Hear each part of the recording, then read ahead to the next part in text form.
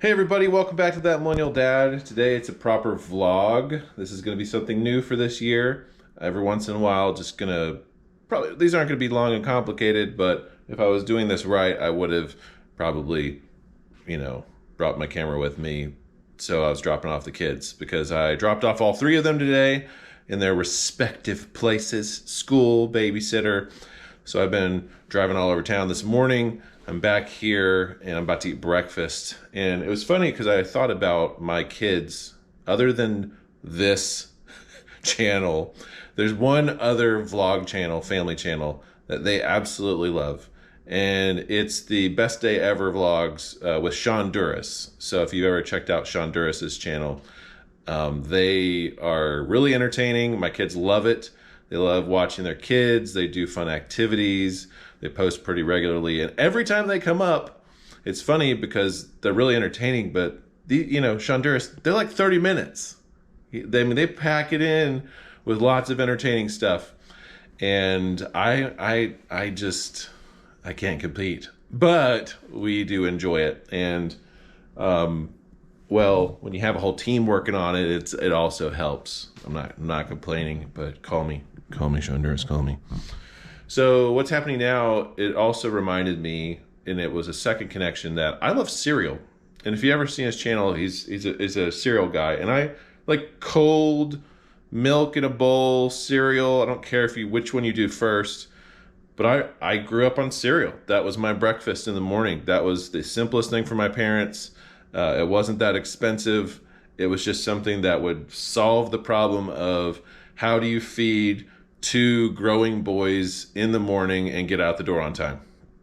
So for us, my mom would just buy tons of boxes of cereal, and we always had a couple of gallons of milk in the fridge. It ended up being kind of a snack, when I started playing sports. You come home, it's not dinner time or whatever, or maybe it's after dinner time, and I grabbed something before I got home. I always have a bowl of cereal. So I would usually have at least 2 in the morning, so I'm guessing I probably had 3 or 4 bowls of cereal a day, like big bowls, when I was a teenager. And my kids like cereal, but not quite the same way. We try to mix it up for them, but it was just how it was. That was just life. So anyway, I'm gonna have a bowl of cereal. Just thought I'd tell that story because that was how it was for me. I don't know. What do you have for breakfast? Do you do cereal, or you like cook something every morning? If you have kids, I would be surprised, but hey, there are some morning people that love to get up early, get going, and honestly, that I like the idea of that. But for my kids, I don't know. It would require them getting up to a certain degree so they could sit down and properly eat a breakfast, even though it's healthier, probably. So, goals, #goals, right? Who says hashtag anymore? Oh boy, I don't know.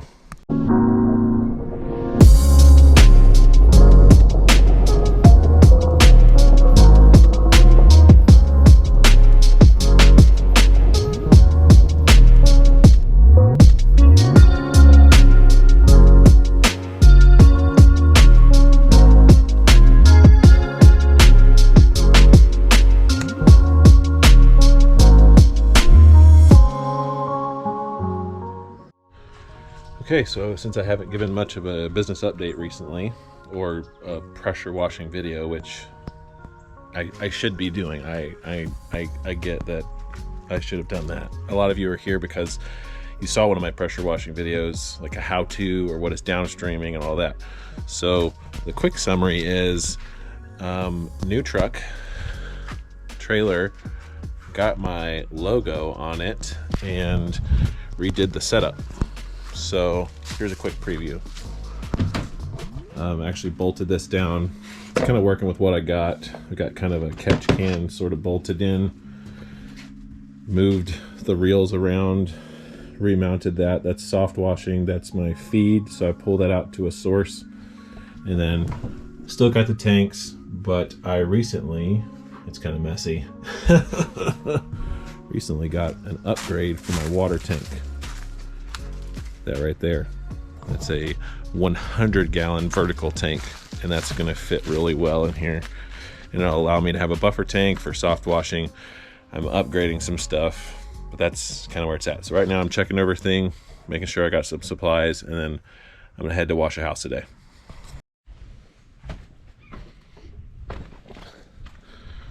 Okay, I've arrived to the house.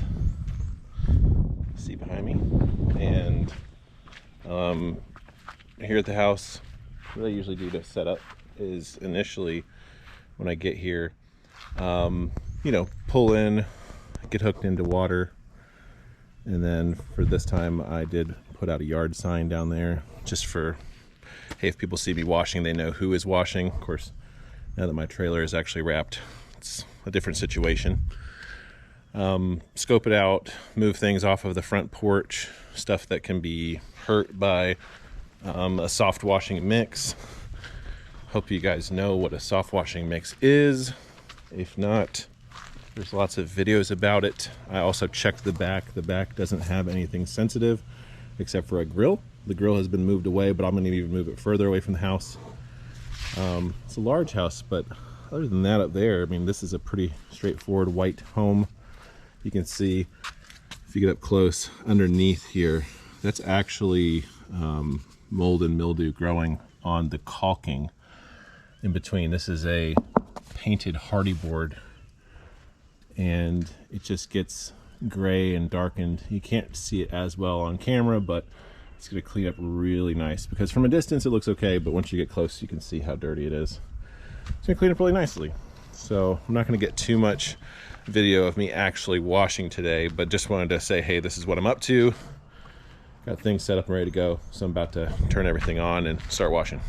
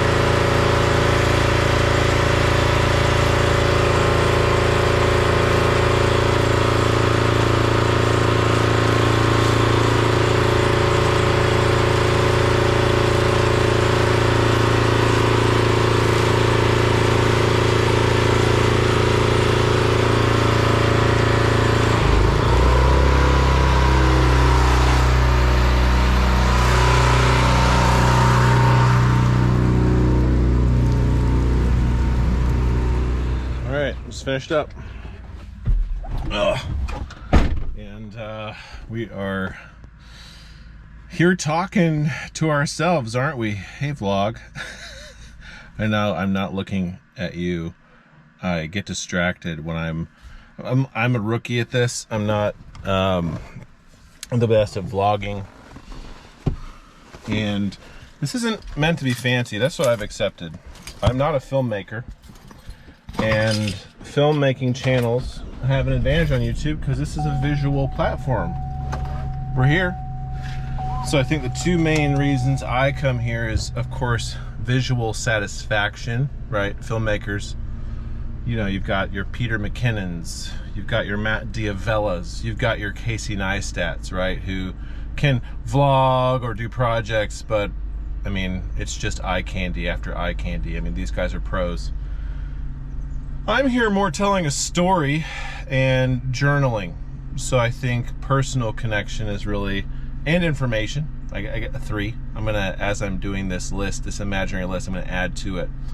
I come here for connection, right? There's a little bit of a relationship, if you will, with people, following their stories, seeing their lives play out, you know, seeing kids grow up, seeing a person go through stuff, not in like an entertainment way, in an authentic way. And then of course there's information. You know, there's the, oh, here, let me, there you go. There's the information side of things. It's like, hey, just the other day here in my truck, that window collapsed down and wouldn't work. And so I replaced the window regulator. All right, signs up, I'm rolling out. So I replaced that window. Oh, that was a healthy scrape, but it's okay. That's what it's made for. And I checked YouTube just to make sure I felt comfortable doing it.